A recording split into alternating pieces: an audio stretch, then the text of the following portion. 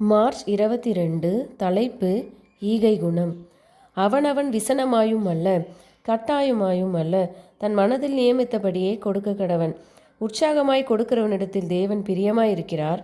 மேலும் நீங்கள் எல்லாவற்றிலும் எப்பொழுதும் சம்பூர்ணமுடையவர்களாயும் சகலவித கிரியைகளிலும் பெருகுகிறவர்களாயும் இருக்கும்படியாக தேவன் உங்களிடத்தில் சகலவித கிருபையையும் பெருக செய்ய வல்லவராய் இருக்கிறார்.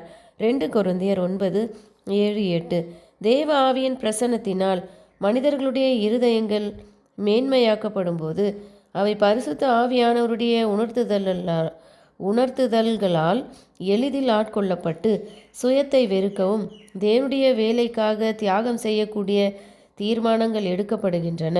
அசாதாரணமான தெளிவுடனும் வல்லமையுடனும் மனதின் அறைகளுக்குள் தெய்வீக வெளிச்சமானது பிரகாசிக்கும் போதுதான் ஜென்ம சுபாவமுள்ள மனிதனுடைய உணர்ச்சிகள் மேற்கொள்ளப்படுகின்றன.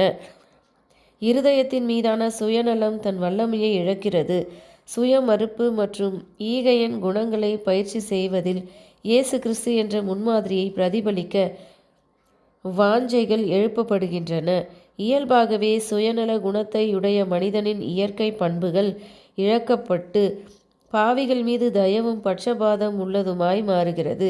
இவ்வாறு அவன் ஆபிரகாமும் யாக்கோவும் செய்ததைப் போல தேவனிடம் ஒரு பக்தி வினயமான வாக்குறுதியை அளிக்கிறான். இப்படிப்பட்ட நிகழ்வுகளில் பரலோக தூதர்கள் அங்கே இருக்கிறார்கள். சுயநலம் மற்றும் உலக அன்புக்கு மேலாக தேவனுடைய அன்பும் ஆத்துமாக்களுக்கான அன்பும் அங்கே மேலோங்கி இருக்கும்.